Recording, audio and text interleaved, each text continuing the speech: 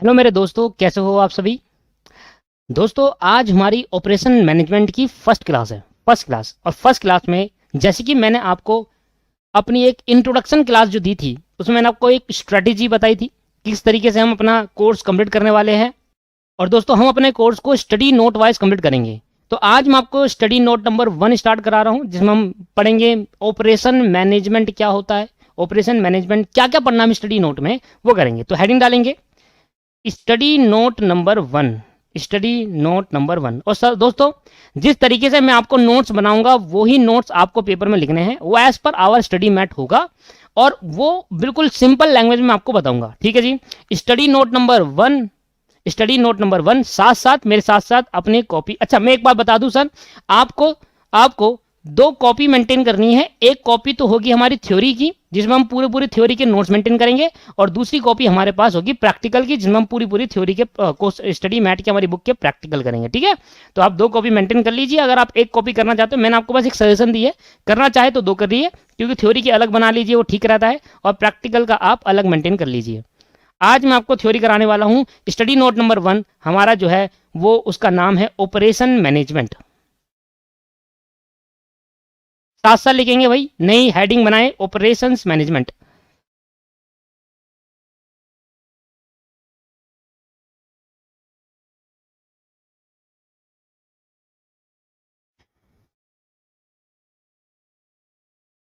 Operation management,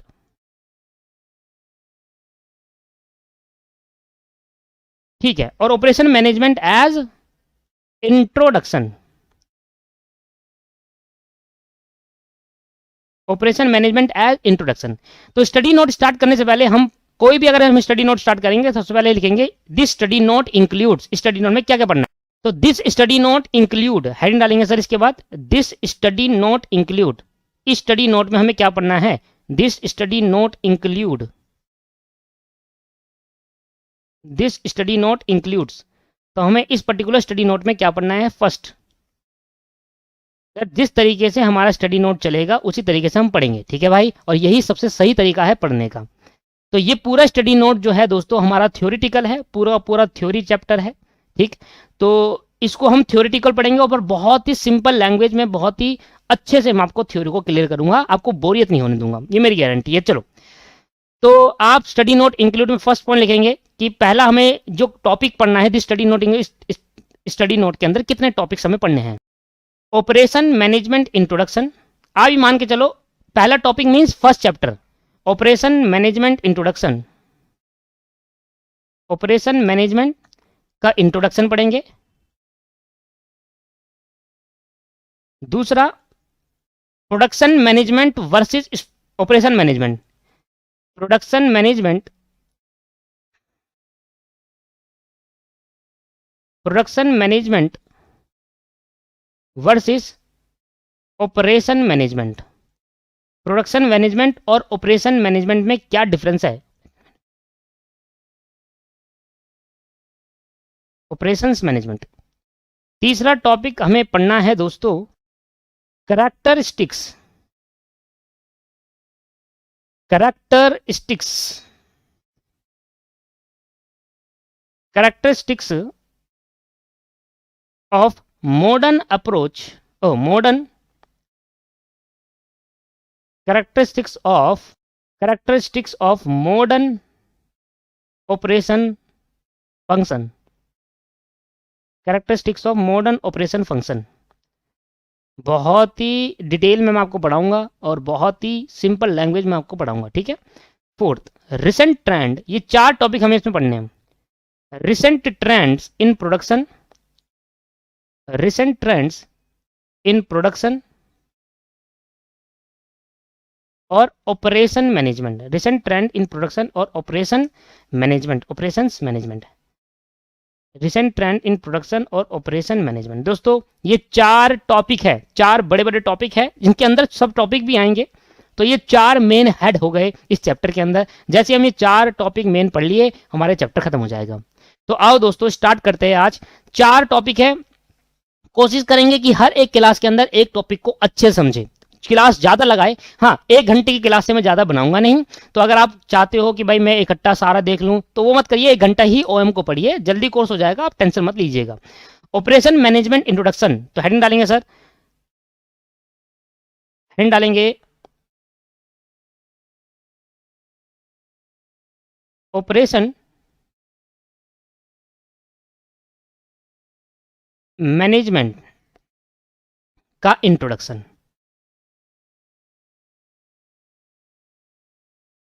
ठीक है दोस्तों, चलो एक फर्स्ट टॉपिक हमने स्टार्ट करा, ऑपरेशन मैनेजमेंट इंट्रोडक्शन।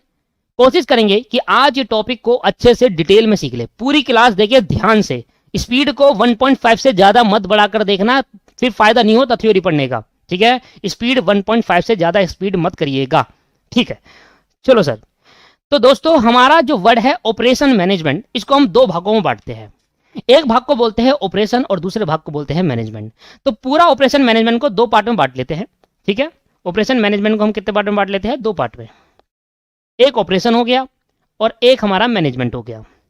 पहले 2 अलग अलग बातें पढ़ेंगे, पहले 2 अलग अलग तरीके से पढ़ेंगे। पहले ऑपरेशन जानेंगे कि ऑपरेशन क्या होते हैं, फिर मैनेजमेंट को जानेंगे क्या होता है, फिर दोनों को मर्ज करके फिर समझेंगे ऑपरेशन मैनेजमेंट का एक्चुअल मतलब क्या होता है। लो जी लो, तो सबसे पहले डालेंगे कि ऑपरेशन क्या होता है और दूसरा डालेंगे कि मैनेजमेंट क्या होता है। और जिस तरीके से दोस्तों मैं आपके लिए नोट्स मेंटेन कर रहा हूं उसी तरीके से आप नोट्स मेंटेन करिए। ठीक है, तो जिस तरीके से मैं आपको नोट्स बना के दे रहा हूं उसी तरीके से आप बनाइए।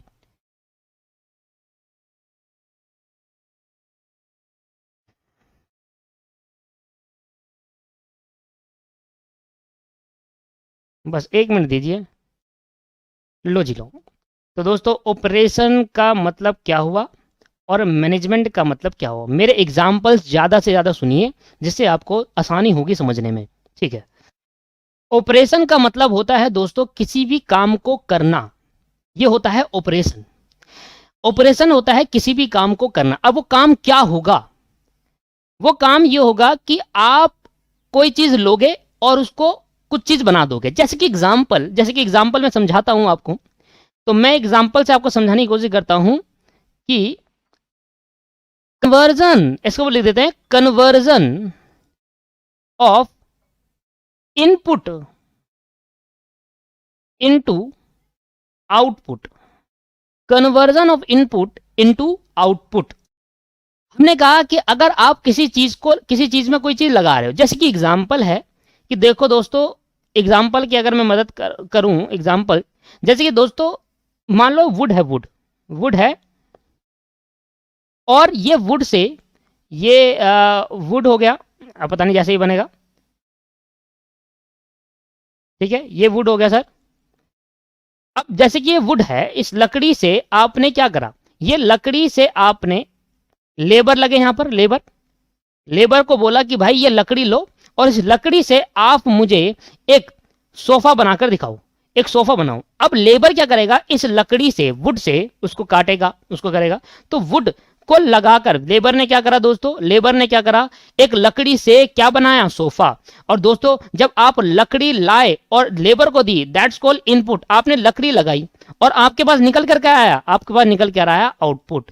कहता है जब कोई भी पर्सन किसी इनपुट को कन्वर्ट करता है किसी आउटपुट में, उसको हम कहते हैं ऑपरेशन।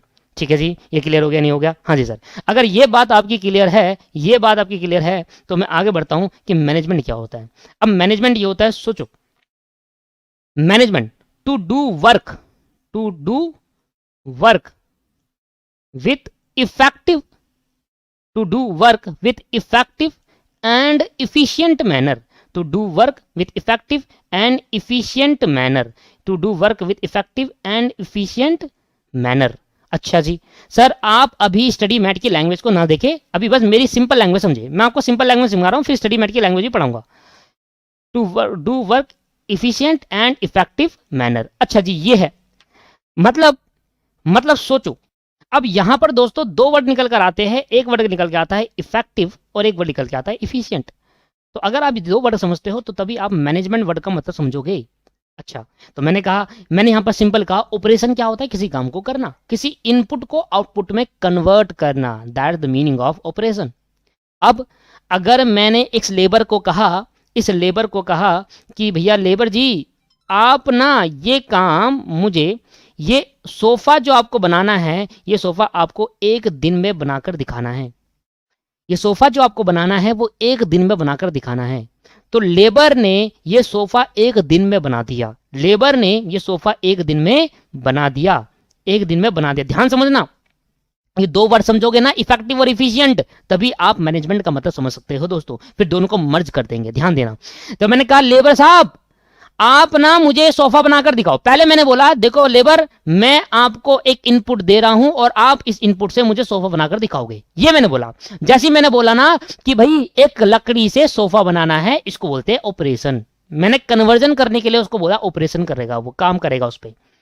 अब मैंने बोला उससे, मैंने उस पर लगा दिया कि देखो ये जो सोफा बनाकर आप मुझे दोगे वो एक दिन में बनाकर देना है। मैंने कहा ठीक है बना दूंगा। अब लेबर की जो रेट था वो बढ़ा 700 रुपए, लेबर का वो रेट था 700 रुपए, मतलब एक दिन में लेबर को 700 रुपए लगते हैं, मिस्त्री साहब को 700 रुपए लगते हैं बनाने में। अब मैंने कहा भैया मुझे एक दिन में सोफा चाहिए। अब क्या हुआ, लेबर ने बताया क्या करा, लेबर ने कहा ठीक है जी बन जाएगा कोई दिक्कत नहीं। लेबर ने जल्दी करने की कोशिश करी और जल्दी करके बना तो दिया, लेबर ने जल्दी से बना दिया, कंप्लीट कर लिया गोल जो मैंने बोला था उसको करने को, एक दिन में बनाकर उसने बनाकर तैयार कर दिया। बट लेबर ने इधर अपने को जगह 3 लेबर का यूज कर लिया, 3 लेबर लगा दिया इसने।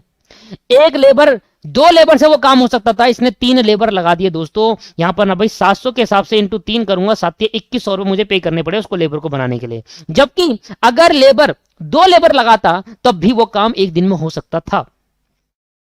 तो दोस्तों अगर मैं आपसे कह रहा हूं कि अगर मैं कह रहा हूं इफेक्टिव का मतलब क्या है, तो आप कहना इफेक्टिव का मतलब है जो टारगेट दिया जा रहा है उस टारगेट को टाइम पर कंप्लीट करना।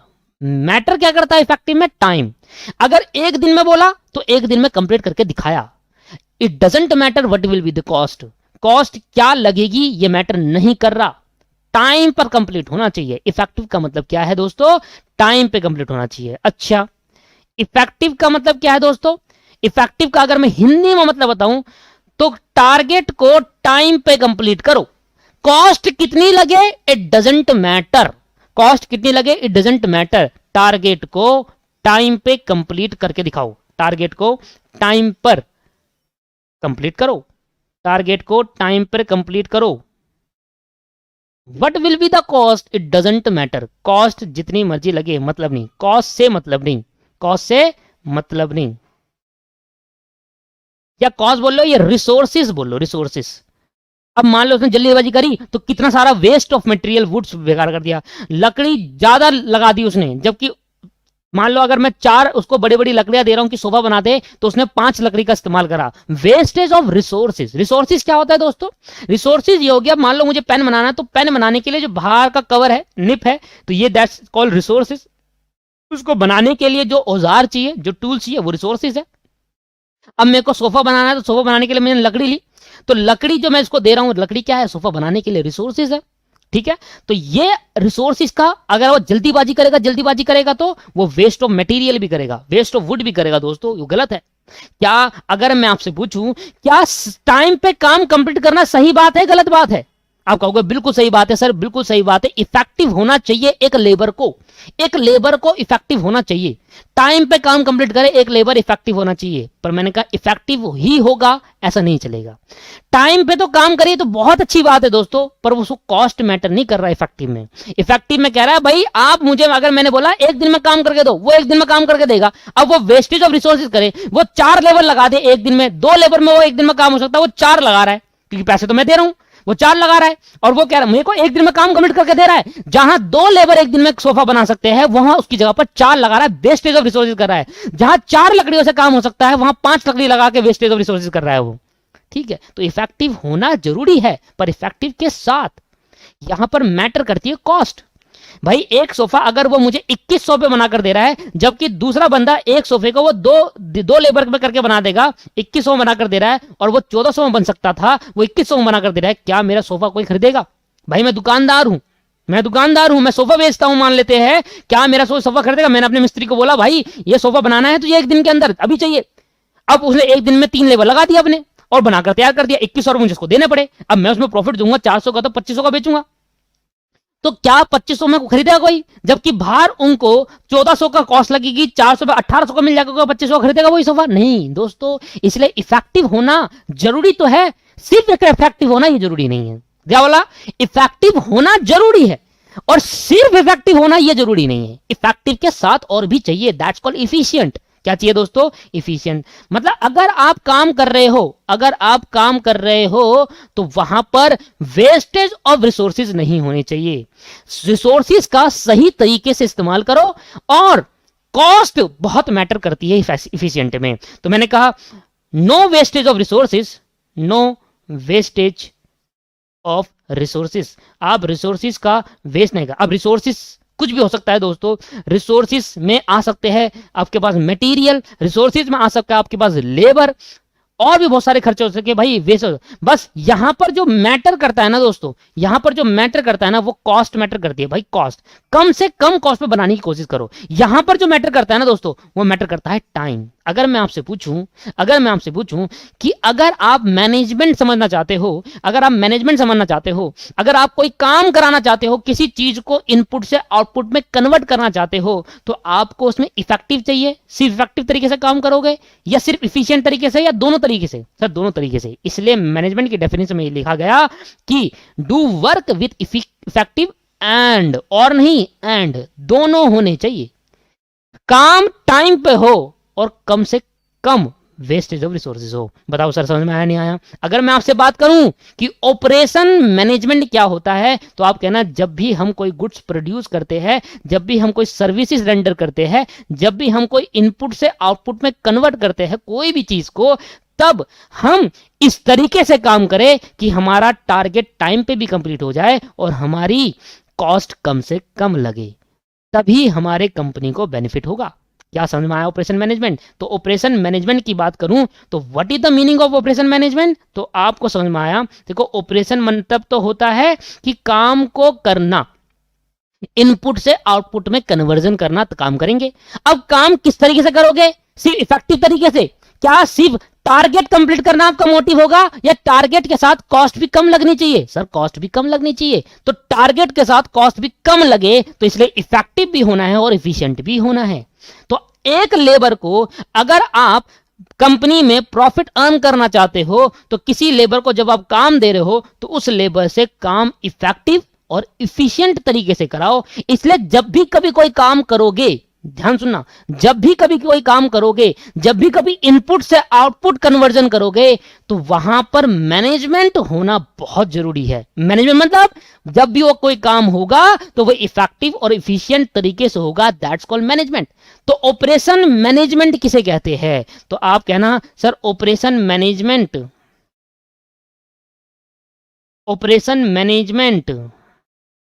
क्या होता है? अगर मैं इस दोनों डेफिनेशन को जोड़ दूं तो आप कहना conversion of input into output, conversion of input into output with effective and efficient manner. तो आप जब कभी भी कन्वर्जन करोगे, इफिशिएंट मैनर, आप कभी भी जब कन्वर्जन करोगे, तो कन्वर्जन जब भी आप करोगे तो आप इफेक्टिव और इफिशिएंट मैनर में करना, दैट्स कॉल्ड ऑपरेशन मैनेजमेंट। बताओ समझ में आया नहीं आया? आओ, तो as per study material definition of operation management, as per study material, तो स्टडी मैट के हिसाब से ऑपरेशन मैनेजमेंट की क्या डेफिनेशन है? मैंने कहा था ना, थ्योरी में आपको ऐसे पढ़ाऊंगा ना तो बोरियत होगी नहीं भाई। मैं आपको इतने एग्जांपल दे दूंगा कि आपको लगेगा ही नहीं। ऐसे नहीं कि एक पैराग्राफ पढ़ा ऊपर ऊपर से बता दिया, वो नहीं, एक बार डीपली पढ़ेंगे। तभी तो मैंने कहा कि जितनी क्लास मेरी प्रैक्टिस में लगी ना, उससे ज्यादा क्लास थ्योरी में लग जाएगी मेरी। और इस तरीके से थ्योरी पढ़ा दूंगा ना भाई आपको, इस तरीके से थ्योरी पढ़ा दूंगा ना बहन, जिस तरीके से आप अच्छे से अच्छा स्कोर कर पाओगे। लो, तो हम क्या लिखेंगे पेपर के अंदर? हम ये लिखेंगे, कुछ नहीं लिखेंगे। ये तो समझाने का तरीका था। लिखेंगे स्टडी मटेरियल।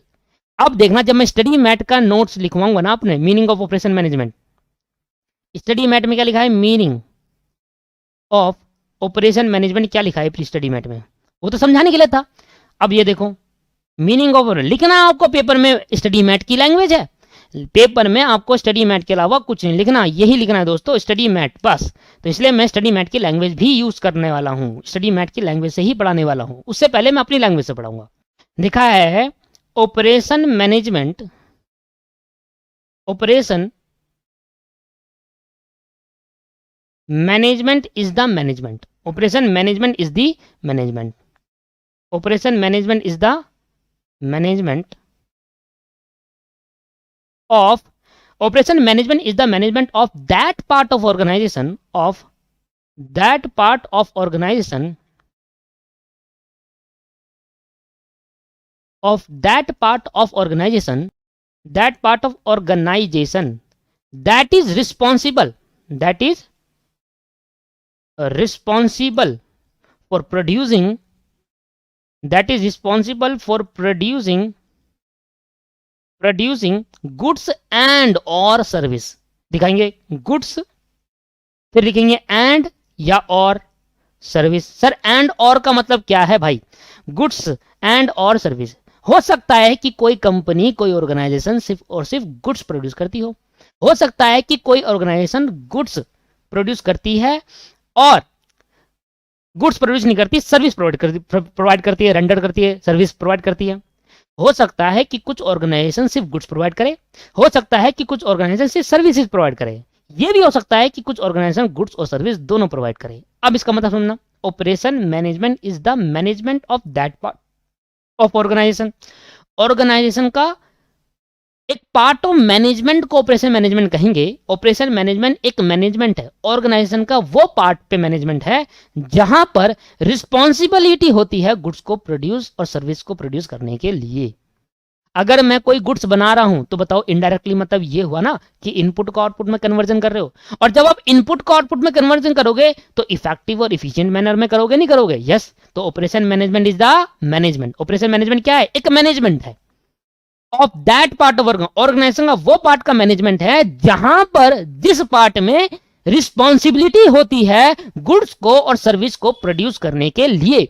जब आप गुड्स और सर्विस प्रोड्यूस कर रहे होते हैं उस पार्ट में ऑपरेशन मैनेजमेंट होता है। और ऑपरेशन मैनेजमेंट कैसे होता है? जहां इनपुट से आउटपुट में कन्वर्जन होता है, दैट्स कॉल्ड ऑपरेशन। और वहां पर जब कन्वर्जन करते टाइम हम इफेक्टिव और इफिशिएंट मैनर लगा देते हैं, that's called management. That's the meaning of operation management. बताओ सर समझ में आया नहीं आया?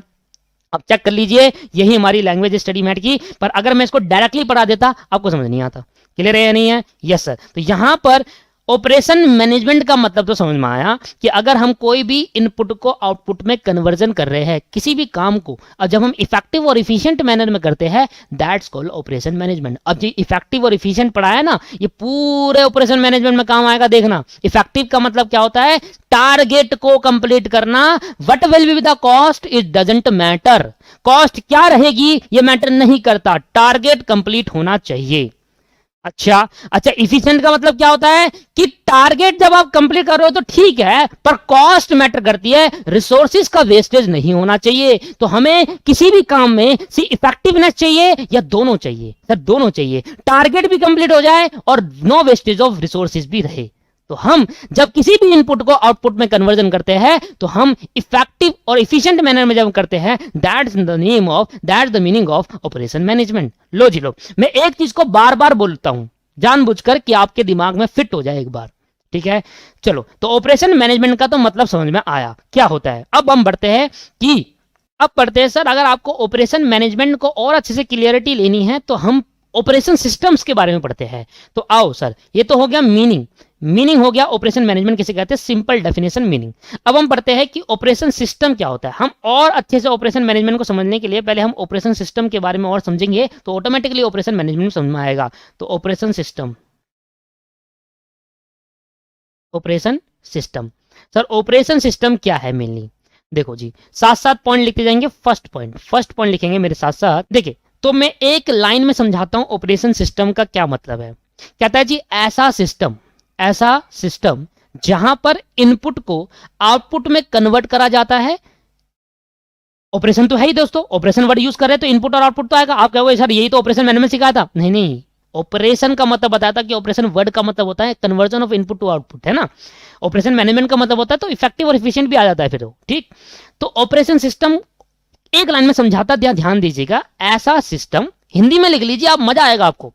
ऐसा सिस्टम जहां पर इनपुट को आउटपुट में कन्वर्ट करे फिजिकल रिसोर्सेज का यूज करके और कस्टमर की वांट को सेटिस्फाई करे, ऐसे सिस्टम को ऑपरेटिंग सिस्टम कहते हैं।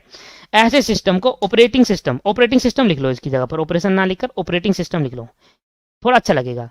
ऐसे सिस्टम को ऑपरेटिंग सिस्टम कहा जाता है। फिर दोबारा एक बार पूछते हैं कि ऐसा सिस्टम जहां पर इनपुट को आउटपुट में कन्वर्ट करते हैं फिजिकल रिसोर्सेज लगाकर और कस्टमर की वांट को सेटिस्फाई करते हैं। कंज्यूमर जो हमसे गुड्स खरीदेगा, जो कस्टमर हमसे गुड्स खरीदेगा, उसको भी तो सेटिस्फाई करना जरूरी है। अगर हम उसको सेटिस्फाई करते हैं, ऐसे सिस्टम को ऑपरेटिंग सिस्टम कहा जाता है। क्या लिखे इसको? लिखेंगे एनी सिस्टम, लिखेंगे दोस्तों any system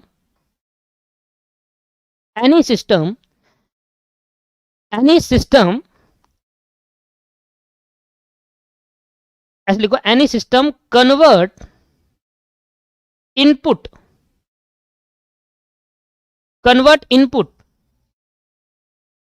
using physical resources. Physical resources क्या हुआ दोस्तों? एक एक लाइन समझे, एक एक वर्ड समझे। फिजिकल रिसोर्सेज मतलब लकड़ी से अगर आपको सोफा बनाना है तो लकड़ी एक फिजिकल है, हम उसको देख सकते हैं, टेंजिबल है एक तरीके का। वैसे तो यहाँ पर इंटेंजिबल भी यूज करा जाता है, ठीक है, पर मेनली यहाँ पर ज्यादा यूज होता है गुड्स को प्रोड्यूस करने में, वो टेंजिबल होता है। फिजिकल लकड़ी फिजिकल रिसोर्सेज है। उसके लिए टूल्स, हथौड़ा चाहिए भाई, कील चाहिए, आरी चाहिए, काटने के लिए बहुत कुछ होता है ना, इतना तो पता नहीं। Physical resources to create output to create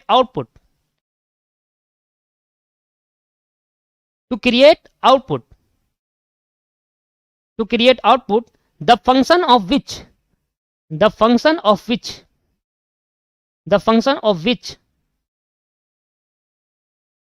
is satisfy the customer want, satisfy the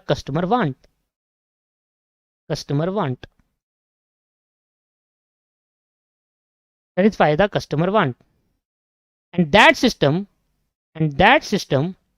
is known as operating system,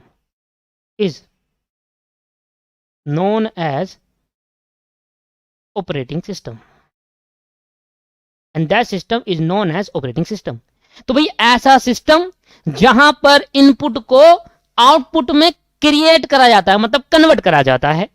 convert input with using physical resources, लकड़ी, आरी, जो भी होता है। पेन बनाने के लिए चाहिए भैया ढक्कन, पेन की कैप, ठीक है, वो ढक्कन ही हो गया एक तरीके से। पेन का आपके पास बाहर की बॉडी, पेन की रिफिल, पेन की पिन, बहुत कुछ होता है। दैट्स कॉल्ड फिजिकल रिसोर्सेज, तभी तो बनेगा पेन।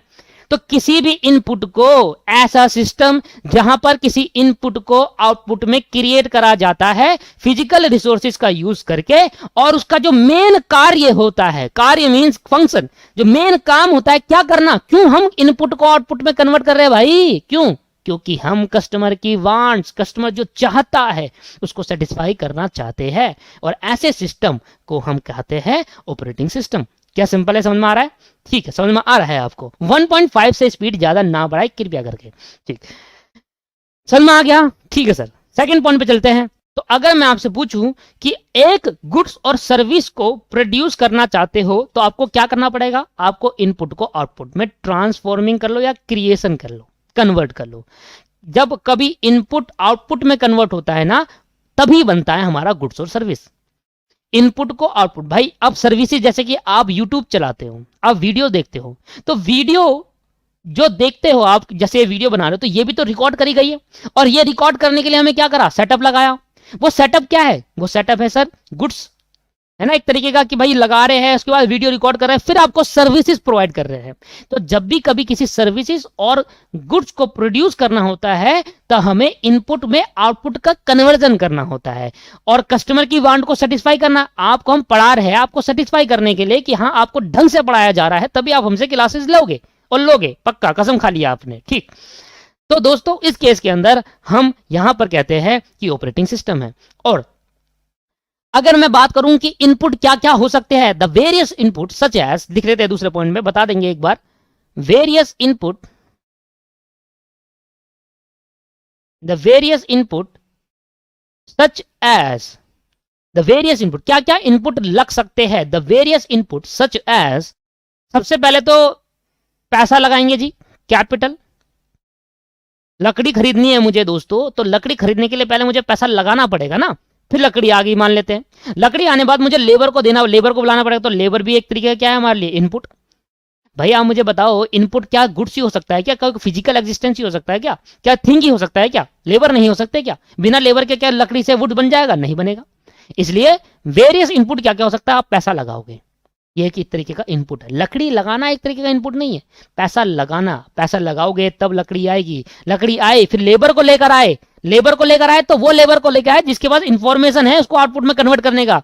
भाई सोचो कि आप अगर सोफा बनाना चाहते हो तो वही पर्सन को तो लेकर आओगे जो सोफा बनाना जानता हो, क्या घर बनाने वाले लेबर को लेकर आ जाओगे क्या, नहीं दोस्तों। तो हमें कैपिटल की जरूरत होती है तो हम कैपिटल लगाते हैं, हमें लेबर की जरूरत होती है हमें लेबर लगाते हैं, और हमें इंफॉर्मेशन चाहिए वो पर्सन की जो पर्सन जानता है सोफा बनाने के लिए, एंड इंफॉर्मेशन। इंफॉर्मेशन भी तो एक तरीके का क्या हो गया, इनपुट। विदाउट नॉलेज, अगर वो नहीं जानता कि घर कैसे बनाए, क्या वो घर बना देगा, नहीं बना पाएगा। Information are used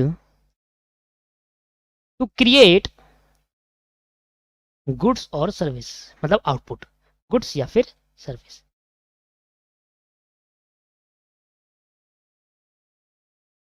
any other inputs are any other inputs like, और भी बहुत सारे इनपुट्स होते हैं, लिख देता हूं, और भी ऐसे कि आपके पास ट्रांसपोर्टेशन, स्टोरिंग,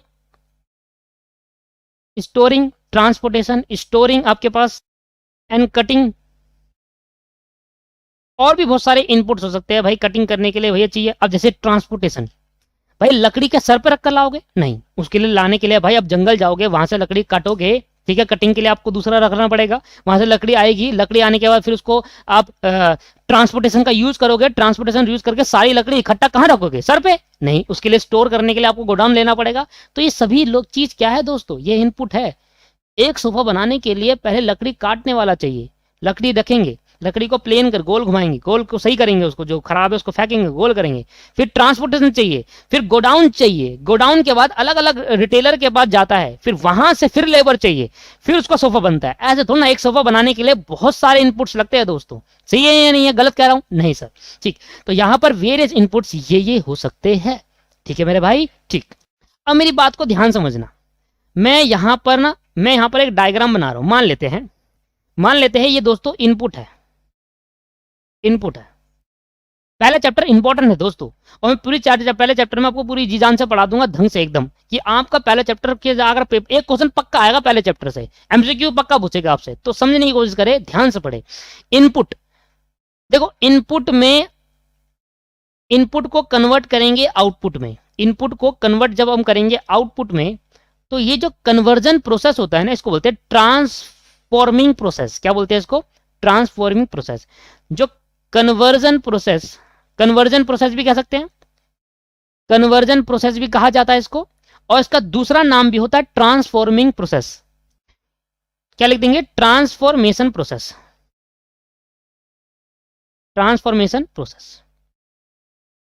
ठीक है दोस्तों। तो इसके दो नाम से जान सकते हैं, या तो कन्वर्जन प्रोसेस बोल लो, ये तो इंग्लिश लैंग्वेज है, अगर हम ऑपरेशन मैनेजमेंट की लैंग्वेज का यूज करें तो ऑपरेशन मैनेजमेंट की जो लैंग्वेज है उसको बोलते हैं ट्रांसफॉर्मेशन प्रोसेस। अगर आप पेपर में ट्रांसफॉर्मेशन प्रोसेस लिख कर आओगे तो बहुत अच्छे नंबर मिलने की कोशिश है। हम हर एक यूनिकनेस जो आती है वो ऐसे वर्ड से आती है कि कन्वर्जन की जगह आपने ट्रांसफॉर्मेशन का यूज करा है, तभी तो कहता है, तभी तो आप एग्जामिनर देखेगा, अरे यार ये इस स्टूडेंट ने बहुत अच्छे तरीके से थ्योरी को लिखा है। थ्योरी तो हर कोई लिख लेता है दोस्तों, पर अच्छे तरीके से लिखना एक बहुत बड़ा मैटर करता है, तभी नंबर मिलते हैं प्रोफेशनल कोर्स में। देखो अब मान लो यहां पर आउटपुट बन गया, अब देखो यहां पर आउटपुट बनने के बाद हम क्या करेंगे, हम इसको कस्टमर को देंगे, हम इसको कस्टमर के पास पहुंचाएंगे, तो कस्टमर के पास पहुंचाने से पहले हम चेकिंग करेंगे। चेक ये करेंगे कि हम देखेंगे कि यहां पर कस्टमर के पास जाएंगे तो कस्टमर इसके बदले में हमें क्या देगा, सबसे पहले तो कस्टमर इसके बदले में हमें मैनेजमेंट को क्या देगा, फीडबैक देगा। कस्टमर इसके बदले में मैनेजमेंट को क्या देगा दोस्तों, मैनेजमेंट को देगा फीडबैक। क्या देगा मेरे भाई, मैनेजमेंट को क्या देगा, फीडबैक देगा कि भैया अच्छा, इस तरीके का फीडबैक देगा कि यार ये वाला जो आपने बनाया बहुत अच्छा है, बहुत अच्छा है, ये बहुत बेकार है, फीडबैक देंगे। या ये तो कस्टमर फीडबैक दे सकता है, यहां पर कुछ मैनेजर बैठे होंगे, यहां पर कुछ मैनेजर होंगे जो यहाँ पर चेकिंग वेकिंग करेंगे कि यार अच्छा ये ठीक से बन रहा है, नहीं बन रहा है, सही से बन रहा है। और जो ये लेबर काम करे, जो कन्वर्जन प्रोसेस में लेबर काम कर रहे हैं, उनका सारा फीडबैक भी मैनेजर दे सकते हैं। किसको, मैनेजमेंट को। दो तरीके से फीडबैक आ सकता है, या तो कस्टमर को भेज दिया गया है और कस्टमर रिव्यू जो कहते हैं ना, रिव्यू दो, अपने रिव्यू दो, कैसा है तरीका। तो कस्टमर जब कस्टमर के पास हो गया, एक तो वो फीडबैक हो गया। एक मैनेजमेंट क्या होगा, जब आउटपुट में कन्वर्जन होगा तो देखेगा, अच्छा वो सब कुछ मेजर करता रहेगा कि यार ट्रांसफॉर्मेशन ढंग से हो रहा है नहीं हो रहा। याद है मैनेजर क्या होता है, मैनेज करने वाला, लोगों को मैनेज करने वाला कि भाई वो ढंग से काम कर रहा है नहीं कर रहा, वो ढंग से काम कर रहा नहीं कर रहा। अगर काम कर रहा है उसमें कोई गलती तो नहीं है, फिर उसकी बात, उस लेबर की बात, उस मिस्त्री की बात, जो भी वो पर्सन काम कर रहा है, वो वर्कर की बात, सब किसको बताएगा, मैनेजमेंट को फीडबैक होगा। अब मैनेजमेंट देखेगा जब ये आउटपुट निकल कर आएगा, जब ये आउटपुट निकल जाएगा, जब ये आउटपुट निकल जाएगा तो ये आउटपुट निकलने के बाद पता क्या होगा, ये आउटपुट निकलने के बाद होगा कंपैरिजन। क्या होगा दोस्तों, ये आउटपुट निकलने के बाद कंपैरिजन। और कंपैरिजन किससे होगा, कंपैरिजन इससे होगा कि वो उससे, कंपैरिजन हमेशा किससे होता है दोस्तों, स्टैंडर्ड से। स्टैंडर्ड से, स्टैंडर्ड मतलब एक स्टैंडर्ड सेट कर लिया कि भाई हमें इस तरीके का हमें सोफा चाहिए, या प्रीवियसली हमने जो बनाया था, स्टैंडर्ड से। और कंपैरिजन हमें स्टैंडर्ड से होता है। स्टैंडर्ड मतलब कि हमने पहले दिमाग में सेट कर रखा कि हमें इस तरीके से अपने टारगेट को अचीव करना है, इतना टारगेट है, इतनी कॉस्ट पे, इतना अमाउंट पे टारगेट है। सोफा बनना चाहिए 2000 रुपए का, 2000 की कॉस्ट लगनी चाहिए और इतने लेवल नीचे, इतने टाइम पे हो जाना चाहिए। अब कंपैरिजन लगा, सोफा एक्चुअल बन रहा है 2100 रुपए में, आउटपुट में जो सोफे की कॉस्ट निकल आई, कॉस्ट जो निकल आई वो निकल आई 2100 रुपए, और 2100 बना, पर स्टैंडर्ड सेट करा था कि सोफे की जो कॉस्ट होगी वो 2000 होगी। अब ये जो स्टैंडर्ड सेट करा, क्या स्टैंडर्ड और ये जो आउटपुट निकला, इसको वो क्या बोलेंगे, एक्चुअल। क्या बोलेंगे दोस्तों, इसको एक्चुअल। अब ये एक्चुअल और स्टैंडर्ड को कंपैरिजन करा जाएगा। अब देखेंगे कि यार ये क्या हुआ, जब हमने सोचा था कि हमारा जो सोफा है उसकी कॉस्ट 2000 आ सकती है, अब इसने 2100 में बनाया, ऐसा क्यों। तो अगली बार जो प्रोसेस होगा ना, उस पर हम कंट्रोल करेंगे दोस्तों। तो कंपैरिजन करने से क्या निकलता है मेरे भाई, कंपैरिजन करने से कंट्रोलिंग होती है। क्या होती है दोस्तों, कंट्रोलिंग। कंट्रोलिंग होगी, कैसे होगी कंट्रोलिंग, इस बार तो नहीं होगी क्योंकि इस बार तो बन गया, कंट्रोल होगी in the next process. Next जब नेक्स्ट प्रोसेस जब होगा, नेक्स्ट प्रोसेस जब होगा उसके अंदर हम कंट्रोल करेंगे, कंट्रोलिंग रखेंगे कि हाँ पिछली बार 2100 बनाया था तुमने, बहुत गंदा गंदा काम कर रहे हो, 2000 रुपए में बनाकर दिखाओ इसको, समझ में आ रहा है। तो ये एक प्रोसेस है दोस्तों। जब भी हम इनपुट से आउटपुट में कन्वर्जन करते हैं, that conversion process is known as transformation process, उसको हम ट्रांसफॉर्मेशन प्रोसेस कहा जाता है। उसके बाद क्या होता है, सर्टेन फीडबैक दिया जाता है मैनेजर द्वारा मैनेजमेंट को, या कस्टमर द्वारा मैनेजमेंट को। उसके बाद जब फीडबैक हो जाता है, फिर हम देखते हैं यार फीडबैक तो मिल गया, चलो ठीक है, किस तरीके से कौन कैसा काम कर रहा है उसको बोल देंगे। पर उसके बाद अगला हम उसको देखो, फीडबैक का मतलब क्या है भाई, यहां पर हमको लग रहा है कुछ मिसिंग है, यहां पर सोफे में अच्छे से पॉलिश नहीं हो पाई, सोफे का डिजाइन थोड़ा अच्छा नहीं लग रहा, तो उसको हम बाद में ठीक कर सकते हैं नेक्स्ट प्रोसेस पे। ये तो हो गया फीडबैक का मतलब कि जो चीज कमियां है उस कमियों को हम निकाल सकते हैं, उसको ठीक कर सकते हैं ना। जैसे कि हमारे पास फोन होते हैं, फोन में कमी होती है कि भैया इसकी रैम बहुत कम है, इसकी ये बहुत कम है, तो वो हम फिर नया उसको दोबारा डेवलप करते हैं अच्छे। और जब नई कंपनी दूसरा नया नया नया, एक ही कंपनी एक फोन में रहती है, हर बार चेंज करते रहती है, चेंज करते रहते हैं, क्यों, कस्टमर रिव्यू देता है, कस्टमर फीडबैक देता है अपना, भाई इसमें ये कमी लग रही है, इसमें ये करें। अगले फोन निकालता, थोड़ा महंगा होता है पर वो सारी कमियां दूर हो जाती है, ऐसी होता है ना दोस्तों। तो फीडबैक देना बहुत जरूरी है, नेक्स्ट प्रोसेस में जो कमियां है उसको पूरी कर देंगे। कंट्रोलिंग होना क्यों जरूरी है, कंट्रोलिंग होना इसलिए जरूरी है कि भाई जब हमें जो चीज 2000 में बन सकती है, आप 2100 में कैसे बना रहे हो, इसका मतलब आप ढंग से काम नहीं कर रहे। तो इसलिए कंट्रोलिंग अब अगले प्रोसेस से करेंगे और अगले प्रोसेस में कोशिश करेंगे कि 2000 की चीज 2000 में या उससे कम में बिके। ठीक है सर, क्लियर है। तो ये एक प्रोसेस हो गया आपके पास। ये एग्जाम्पल मैंने आपको जो दिया एज इट इज उतार दीजिएगा, एज इट इज उतार दीजिएगा। अब मैं जो फीडबैक है और जो कंट्रोलिंग है इसके बारे में कुछ पॉइंट लिखवा देता हूं, ठीक है। तीसरा पॉइंट उतार लीजिएगा एग्जाम्पल, थर्ड पॉइंट लिखिए, थर्ड पॉइंट लिखेंगे सर, लिखना एन ऑर्गेनाइजेशन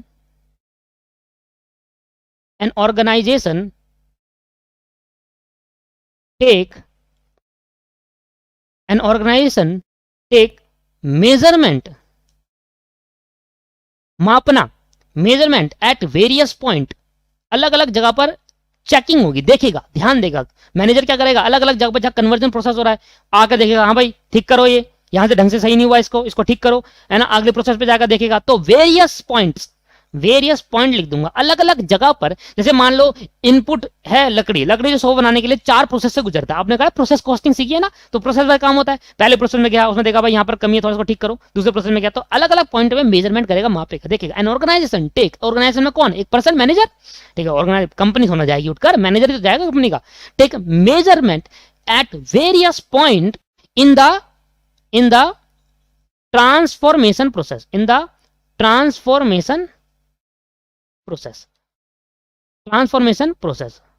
और इससे क्या होगा दोस्तों बताना, इससे होगा फीडबैक, इससे मिलेगा फीडबैक। अब ये जो बंदा होगा इसको देखा, अच्छा यहाँ पर गलत काम हो रहा है, ये लेबर ढंग से काम नहीं कर रहा है, इसको निकालो, दूसरा लेकर आओ, है ना, फीडबैक। ठीक, तीसरा आपने फीडबैक दे दिया भाई, यहाँ पर एक कमी है, मैनेजमेंट को बता दिया, सर देखो हमने लेबर अच्छे से काम कर रहे हैं पर यहाँ पर कमी नजर आ रही है, यहाँ पर इसको डिजाइन करने की जरूरत है, हमें लगता है, उसने फीडबैक दे दिया। बाकी काम है मैनेजमेंट का होगा, जो डायरेक्टर साहब होंगे उनका काम होगा, वो करना चाहते नहीं करना चाहते। फीडबैक देना बहुत जरूरी है। दूसरा, अब ये फीडबैक कौन कौन दे सकता है, मैनेजर भी दे सकता है अलग अलग वेरियस कन्वर्जन प्रोसेस में, या कस्टमर को जब बेच दिया कस्टमर भी दे सकता है। यहां पर अभी कस्टमर की बात नहीं कर रहे, अभी मैनेजर की बात कर रहे हैं, ठीक। दूसरा, यहां पर कंट्रोलिंग की अगर बात करें तो after feedback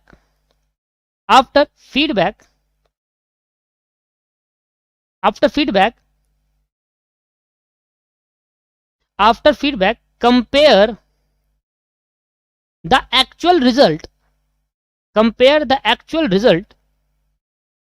with the standard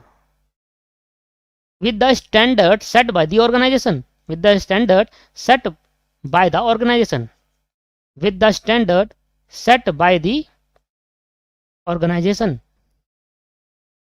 with the standard set by the organization, with the standard set by the organization, and take necessary actions, that called controlling। इसको हम क्या कहते हैं, कंट्रोलिंग। तो बताओ कंट्रोलिंग और फीडबैक का समझ में आया प्रोसेस। दैट कॉल फीडबैक, इसको हम कहते हैं फीडबैक। तो फीडबैक के बाद भी कंट्रोलिंग होना जरूरी है भाई। आप पता चल गया कि हाँ गलती हो रही है, अब कंट्रोल करो। जब एक्चुअल स्टैंडर्ड से मैच नहीं हो रहा तो क्यों नहीं हो रहा, जब जो चीज 2000 की बन सकती है वो 2100-2200 की क्यों बन रही है, उसको कंट्रोल करो। नेक्स्ट प्रोसेस में ये नहीं होना चाहिए। ठीक है दोस्तों, समझ में आया नहीं आया, यस सर। 5वां पॉइंट लिखते हैं। सर कितना है, सर लिखते जाओ भाई, जो है तो है, अब स्टडी मैट में है तो मैं उसको पढ़ा रहा हूं आपको, ठीक है। It is important that it is important to note that goods and service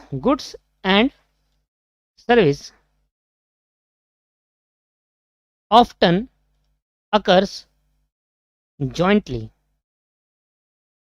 इसका मतलब यह है कि ये इंपॉर्टेंट चीज ये है कि जो गुड्स और सर्विस हमेशा एक साथ जाती है, जहां भी जाती है, अगर ज्वाइंटली एक साथ जाती है। जब भी कोई गुड्स और सर्विस बनती है एक साथ होता है। जैसे लेबर अपनी सर्विसेज दे रहे हैं, क्या बना रहे हैं, गुड्स बना रहे हैं, सोफा बना रहे हैं, तो सोफा बनना क्या है, गुड्स, और गुड्स बनाने के लिए लेबर ने क्या दी, अपनी सर्विस। तो जब भी कोई चीज इनपुट से आउटपुट में कन्वर्ट जाता है तो एक साथ होता है, ठीक है। तो important that goods and service often occurs together, या लिख दो ज्वाइंटली, बात एक ही है, ठीक है सर। जैसे कि इसका एक एग्जाम्पल देता हूं, आपने ना किसी बाइक की सर्विस कराई, एग्जाम्पल मान लो आपने बाइक की सर्विस कराई,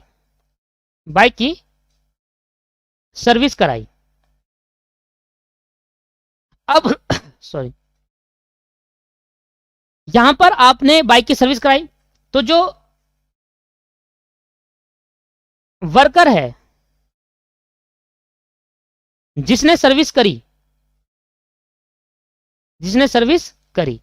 तो ये क्या हो गया हमारे लिए, सर्विस हो गया, क्योंकि वर्कर ने क्या करी, बाइक की सर्विस करी।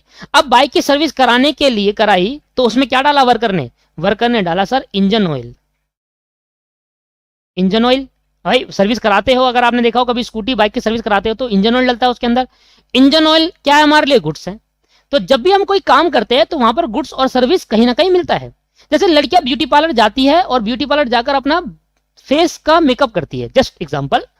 जब आप फेस का मेकअप करते हो, जो ब्यूटी पार्लर वाली दीदी होती है वो दीदी क्या करती है, वो दीदी आपको सर्विस प्रोवाइड कर रही है, सर्विस प्रोवाइड कर रही है। पर जो आपके प्रोडक्ट यूज करती है, सर्विस आपको भाई पता नहीं क्या, आईलाइनर, काजल वगैरह, जो भी लिपस्टिक वगैरह, जो भी जो भी प्रोडक्ट लगाती है वो प्रोडक्ट क्या है दोस्तों? गुड्स। तो ब्यूटी पार्लर वाली दीदी आपको सर्विसेज तो दे रही है दोस्तों, अब साथ में गुड्स का भी यूज करे, गुड्स का भी आपका यूज कर रही है। जैसे कि नाई की दुकान पर अगर हम गए तो लड़कों के लिए तो 50 रुपए में बाल कट जाते हैं भैया, ठीक है। तो अब उसने भाई बाल कटाया, तो जो नाई वाला है सलून वाला, अब उसने क्या करा सर, सर्विसेज दी। अब उसने कहा भाई मुझे फेशियल भी करना है, तो फेशियल के लिए जो प्रोडक्ट का यूज करा, दैट्स कॉल्ड गुड्स। तो जहां भी हम कोई भी चीज करते हैं दोस्तों, वहां पर गुड्स और सर्विस का बोथ होना बहुत जरूरी होता है। हो सकता है कि गुड्स बहुत ज्यादा मात्रा में हो, सर्विस बहुत कम मात्रा में हो सकता है कि सर्विसेज बहुत ज्यादा मात्रा में हो, गुड्स बहुत कम मात्रा में हो, है ना, ये पॉसिबल है। हो सकता है कि दोनों प्योर हो। मान लो मैं किसी दुकान पे गया और मैं ध्यान सुनना, मैं अपना, मान ले कोई पर्सन है, कोई लड़की है जो मेकअप कराने गई।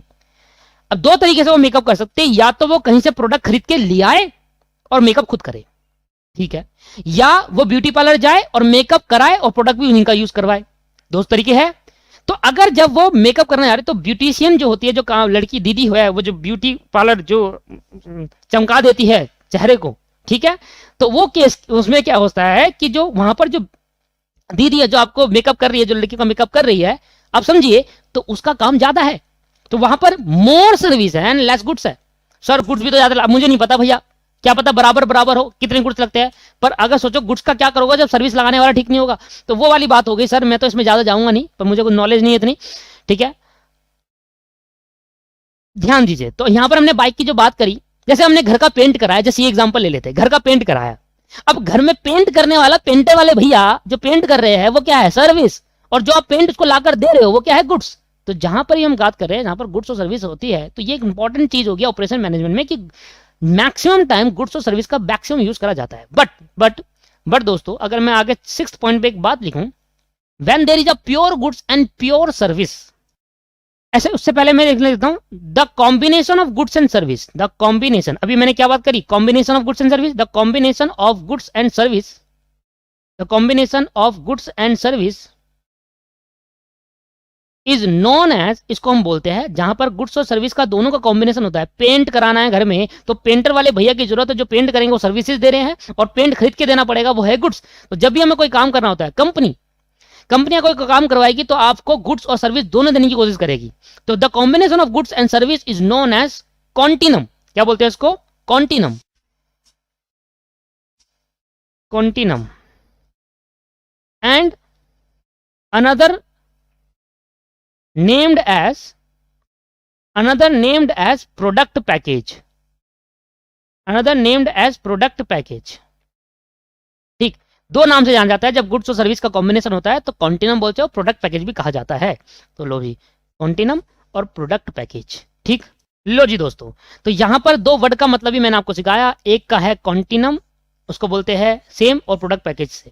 तो यहां पर जब कंपनी होती है तो कोशिश करती है कि गुड्स, देखो जब भी कोई कंपनी गुड्स बना रही है तो वो सर्विस भी उनके लिए लग रही है। आप सोचिए, आप कोई भी प्रोडक्ट, जैसे हिंदुस्तान यूनिलीवर, HUL क्या बनाती है, कॉस्मेटिक प्रोडक्ट भी बनाती है और बहुत से जनरल प्रोडक्ट बनाती है, जैसे फेयर एंड लवली क्रीम या फेयर एंड हैंडसम क्रीम बनती है, तो प्रोडक्ट तो बन गया, उसको आप तक पहुंचाने के लिए ट्रांसपोर्टेशन सर्विस तो चाहिए ना। तो जब भी कोई होती है तो प्रोडक्ट पैकेज कहते हैं इसको। तो हर एक कंपनी को मेनली प्रोडक्ट पैकेज का यूज करा जाता है, गुड्स और सर्विस का कॉम्बिनेशन दोनों होता है, ठीक है दोस्तों। अच्छा, तो कभी कभी ऐसा होता है कि वहां पर सिर्फ गुड्स मिल रहे हैं, कभी कभी ऐसा होता है सिर्फ सर्विस दी जा रही है और कुछ यूज नहीं कर रहे, ठीक है सर।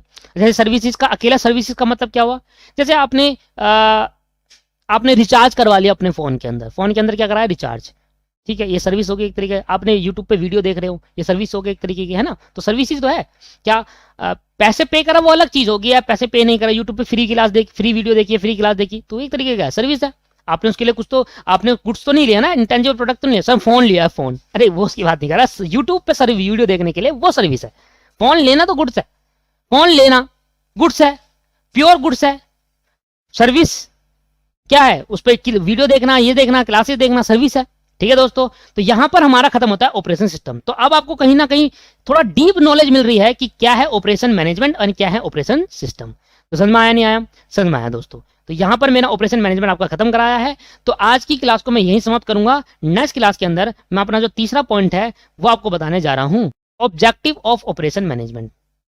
नेक्स्ट क्लास में हम सीखेंगे स्टार्टिंग पॉइंट में objective of operation management, objective of operation management. अच्छा, हमारे पास स्टडी नोट के अंदर 4 टॉपिक है, जैसे कि मैंने आपको बताया था। हमारे पास पर्टिकुलर स्टडी नोट के अंदर कितने टॉपिक है मेरे भाई? हमारे पास पर्टिकुलर स्टडी नोट के अंदर 4 टॉपिक है। ठीक है, कौन कौन से एक बार देखते हैं। इस स्टडी नोट के अंदर हमारे पास 4 टॉपिक है। देखो एग्जाम्पल देता हूं तो थोड़ा मेरा टाइम लग जाता है ना। तो जब ये होगा इसके इस चैप्टर पहला वाला जो टॉपिक है ऑपरेशन मैनेजमेंट इंट्रोडक्शन, थोड़ा बड़ा है, बाकी तो एक एक टॉपिक है, बाकी सबका एक एक पॉइंट पढ़ना है। पहले वाले में थोड़ा है। अभी मैं पढ़ाऊंगा आपको ऑब्जेक्टिव, अगली क्लास में ऑब्जेक्टिव पढ़ाऊंगे, फिर अगली क्लास में scope of the operation management सीखेंगे। जब ये खत्म हो जाएगा तब जाकर हम अपने सेकंड पॉइंट पे पहुंचेंगे, और उसके बाद तो फिर एक एक पढ़ना है बस, और कुछ नहीं। मतलब पहला वाला ही बड़ा है, मतलब पहले वाले में 2 क्लास लग सकती है 1-1 घंटे की, उसके बाद सर फिर 1-1 घंटे की 1 क्लास लगेगी, 5 क्लास में खत्म करेंगे। बहुत डिटेल में सीखेंगे। मैंने जिस तरीके से करा रहा हूं ना दोस्तों, इसी तरीके से आपको उतारना है। मैं चाहता तो आपको पीडीएफ फॉर्म में बना लेता, पहले लिख देता सारे नोट, फिर पढ़ाता, मजा नहीं आता उसमें। वो तब होना चाहिए जब प्योरली थ्योरी सब्जेक्ट हो, वो तब होना चाहिए, क्योंकि थ्योरी पढ़नी है तो यार इतना सब कुछ, इतना टाइम, ये तो टाइम कंज्यूमिंग है, बहुत ज्यादा टाइम कंज्यूमिंग है। पर जो चीज हमें मिल रही है एक बार पढ़ने के बाद, वो बहुत ज्यादा कुछ मिल रहा है। ठीक है सर, समझ में आ रहा है आपको? तो टाइम कंज्यूमिंग होता है पर आपको बहुत कुछ मिल जाता है इसके अंदर। हाँ, अगर प्योरली थ्योरी सब्जेक्ट होता तो फिर तो सर पीडीएफ से पढ़ाना जरूरी था, क्योंकि वहां पर प्योर थ्योरी है, तो भाई थ्योरी पढ़ाते पढ़ाते पागल हो जाएंगे हम। समझ में आ रहा है दोस्तों? तो यहाँ पर हम अपनी क्लास को यहाँ समाप्त करेंगे। नेक्स्ट क्लास में हम सीखेंगे operation of objective of operation management scope. ये 2 कॉन्सेप्ट हम सीखेंगे डिटेल में, बिल्कुल। ठीक है, थैंक यू वेरी मच।